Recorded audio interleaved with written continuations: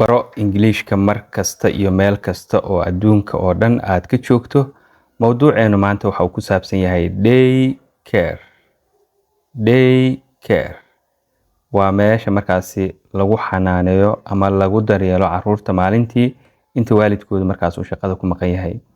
A day care is a place waa meel where halkaasoo children carruurtu stay ay joogaan while inta their parents waalidkood are at work ay shaqada joogaan.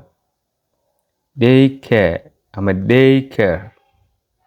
A day care is a place waa meel where halkaasoo children carruurtu stay ay joogaan while inta their parents waalidkood are at work ay shaqada joogaan.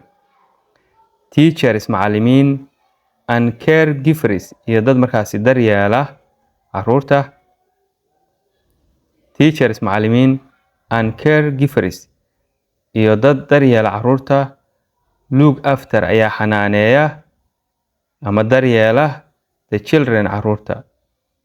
Teachers macallimiin and caregivers iyo dadka carruurta markaasi xanaaneeya look after ayaa daryeela the children carruurta.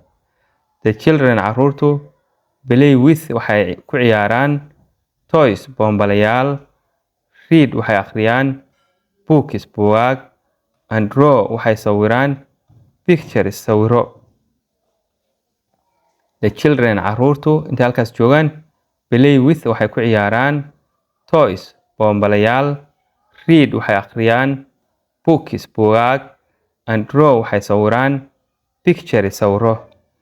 They also sidoo kale learn waxay bartaan basics waxyaabaha asaasiga, numbers tirooyinka, and letters iyo xarfaha. They also sidoo kale daydan waa carruurtii. They ayagu also sidoo kale learn waxay bartaan basics waxyaabaha asaasiga, numbers tirooyinka, and letters iyo xarfaha. At lunch time waqtiga qadada they eat together si wada jir ay wax cunaan. After lunch qadada kadib some children carruurta qaar take waxay qaataan a nap hurdo yar wax yar seexdaan. A day care meesha carruurta lagu xanaaneeyo is a safe place waa meel ammaan ah for oo loogu talagalay children carruurta to learn inay wax ku bartaan and have fun kuna baashaalaan. Day care meesha carruurta